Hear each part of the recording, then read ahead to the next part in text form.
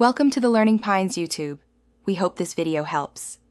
You begin by preparing both devices, update iPhone and Apple Watch, sign into the same Apple ID, and confirm the watch is charged above 50%.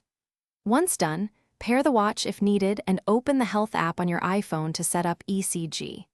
Make sure the watch sits snugly on the top of your wrist, with skin contact.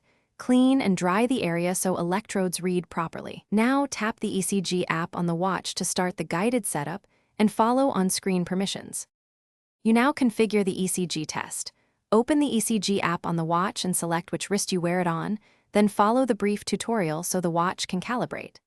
Once ready, sit down and rest your forearm on a table to stabilize the signal. Avoid talking or moving. Next, touch and hold your finger on the digital crown, don't press hard, and keep contact for the entire 30 seconds.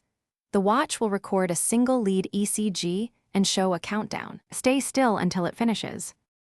You finish by reviewing and saving the trace. Open the Health app on your iPhone to view the ECG, add symptoms or notes, and export a PDF if you'll share it with your clinician. Make sure you understand the watch's rhythm classification, sinus rhythm, atrial fibrillation, low or inconclusive, and use that context when discussing results. If the recording is poor, don't panic.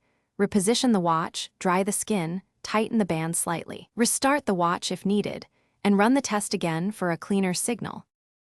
Thanks for watching. Consider subscribing if we helped you.